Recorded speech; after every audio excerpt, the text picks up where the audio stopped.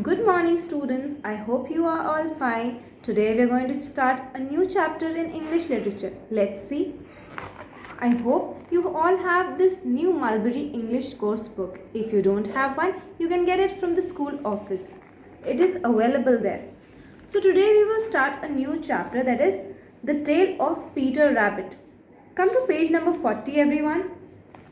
In this chapter, you will study that how you can get into trouble if you don't follow your elders' instructions. So it is very necessary to follow your elders' instructions and also obey them and do whatever they ask you to do. If you don't do all that, then you will get into trouble. So let's read the story of Peter, a little rabbit who did not follow Mrs. Rabbit's instructions. So he did not follow his mother's instructions, and then he fell into a trouble. Once upon a time there were four little rabbits, and their names were Flopsy, Mopsy, Cottontail and Peter. So four rabbits, their names were Flopsy, Mopsy, Cottontail and Peter.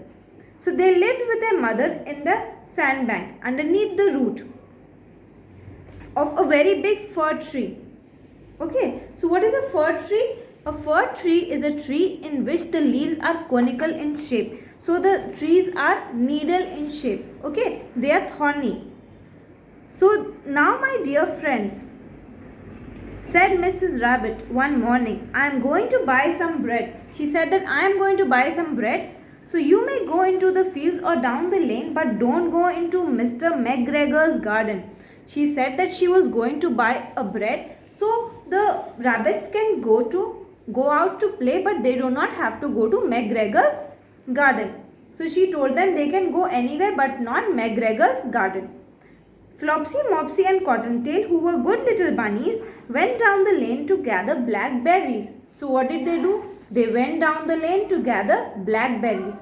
So it is a fruit that they went to, small black fruit that grows on the bushes with thorns. So they went to gather that, they went to collect that. Okay, but Peter, who was very naughty, Peter was a very naughty bunny. So he straight away ran to McGregor's garden and squeezed in from front under the gate. So he went inside McGregor's garden from the gate underneath. First he ate some lettuce. What is a lettuce?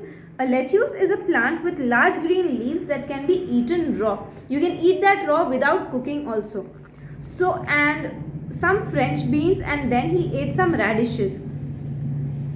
Then, feeling rather sick, he went to look for some parsley. He was feeling a little sick, so he went to eat some parsley. What is a parsley? A plant whose leaves can be eaten as a cure for stomach ache. If you eat parsley, what will happen? You can cure your stomach ache. But whom should he meet? But Mr. McGregor.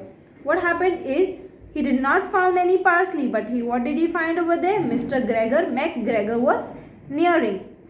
Mr. McGregor was on his hands and knees planting cabbages, but he jumped up and ran after Peter, waving a rake and calling out, "Stop thief!" So he thought a thief had entered his garden, and he started shouting, "Stop thief!" to this Peter. Peter was almost dreadfully frightened. He was very frightened. He was afraid of McGregor because his mother had already warned him not to go to McGregor's garden. He had entered the garden and now he's got into a trouble. He rushed all over the garden, for he had forgotten the way back to the gate. He started going all through the garden because he did not know where the gate was. He had already forgotten because of the fear. Unfortunately, he ran into a gooseberry net. What is a gooseberry net over here? A net put around a gooseberry, a type of berry bush, to stop it from growing too big. So he went inside that net and he got caught himself inside it only, and got caught by a large button on his blue jacket. The button on his blue jacket got caught in the net of the gooseberry. Mr. McGregor came up with a sieve which he intended to pop upon the top of Peter, but Peter wriggled out just in time. So McGregor, he came out with a net in a circular frame. There was a net in a circular frame. He wanted to catch the rabbit with that. So he came out with a sieve and intended to, means he wanted to pop upon the top of Peter. So he wanted to pop on him and catch him, but just in time he wriggled out. Wriggled out means he escaped by twisting and turning. Escape means he ran away and tried to save himself from the danger. He rushed into the tool shed and jumped into a can. It would have been a beautiful thing to hide in had it not had so much water in it. So the can contained water and he got inside that can. He was saying that it would have been a better place if it would not have water in it. So if there were no water in it, he could have saved himself inside that. Mr. McGregor was quite sure that Peter was somewhere in tool shed, perhaps hidden underneath a flower pot. So he was very sure that he was in the tool shed only, and he had gone there to search for him in the flower pots. He started turning over the flower pots. He began to turn them over one by one. "I am going to find you and teach you a lesson." He was very angry. McGregor was so angry that he wanted to teach him a lesson now. He called out. Just then Peter sneezed. Mr. McGregor was after him in no time, but Peter jumped out of a window. So what happened is, when he came out of the can, McGregor went to grasp him, went to catch him. So what happened is, he was tired after running after Peter, so he went back to his work because he got out of a window and the window was too small for McGregor to go out from there. Peter never stopped running or looking behind him till he got home. So he did not even stop, or he did not even wait or look at the back to see if McGregor was coming or not, but he straight away ran back to his home. He was so tired that he flopped down upon the nice soft sand on the floor of the rabbit hole. Flop down means fell down with a loud sound. Because he was very tired, unnecessarily he had to run here and there, and McGregor was chasing him, so he became very tired now. He came in and he sat on the floor of a rabbit hole. Peter was not very well during the evening. He was not feeling so well in the evening. Now what he did was, he was in pain because of the stomach ache, which we have already seen in page number 41, that he was feeling rather sick. He was feeling sick because he was having a stomach ache and then he was having a bad stomach.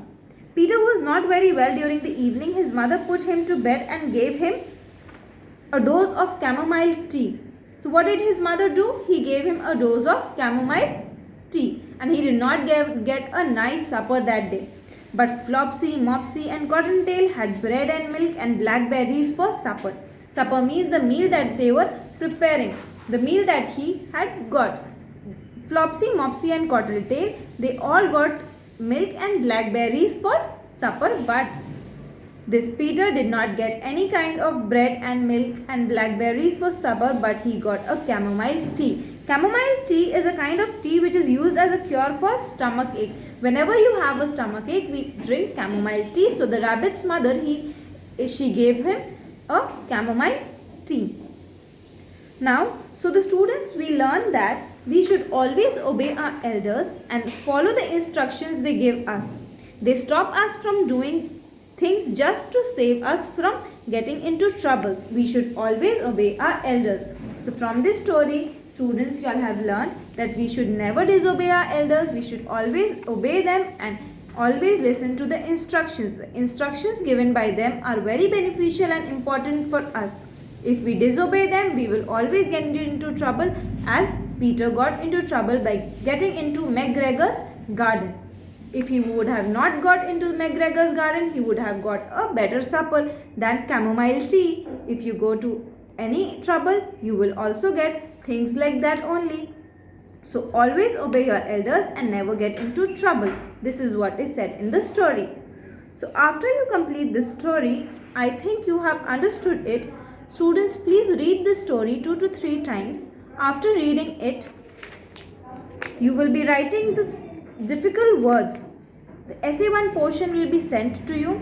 You will write 15 difficult words, and you will also write the meanings that are given in the book. There are 13 meanings that are given. You are going to write all the 13 meanings in your notebook. After writing the 13 meanings, you will complete your work. next class I'll be meeting you all and I will be telling you all what work you have to do next. So till then, you'll read the chapter, understand it well and be ready for the next class. Thank you, students.